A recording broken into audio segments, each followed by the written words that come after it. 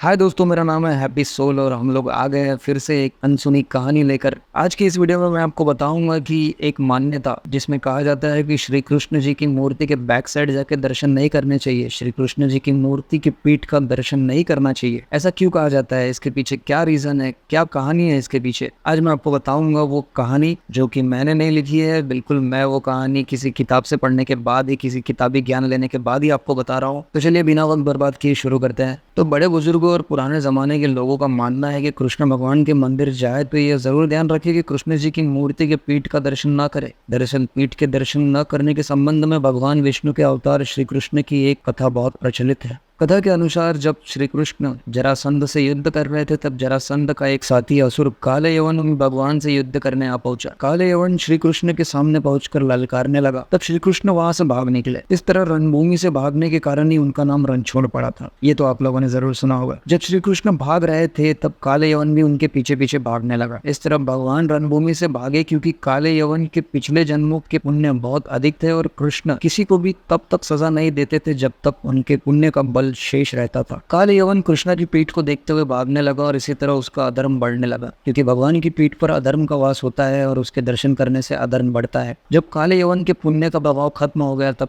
कृष्ण एक गुफा में चले गए, जहाँ मुचुकुंद नामक राजा निद्रासन में था। मुचुकुंद को देवराज इंद्र का वरदान था कि जो भी व्यक्ति राजा को नींद से जगाएगा उस पर राजा की नजर पड़ते ही वो भस्म हो जाएगा। काले यवन ने मुचुकुंद को कृष्ण समझकर उठा दिया और राजा की नजर पड़ते ही राक्षस वहीं भस्म हो गया। तो इस कहानी को सुनने के बाद आपको ये चीज समझ में आई गई होगी कि भगवान श्रीहरि की पीठ के दर्शन नहीं करने चाहिए, क्योंकि इससे हमारे पुण्य कर्म का प्रभाव कम हो जाता है और अधर्म बढ़ जाता है। इसलिए कृष्ण जी को हमेशा मुक्ति और सही दर्शन करने चाहिए। तो दोस्तों, इस छोटी सी कहानी के साथ हम ये वीडियो यहीं खत्म करते हैं। मिलते हैं अगली वीडियो के साथ, तब तक के लिए ध्यान रखिए अपना। जय श्री कृष्ण।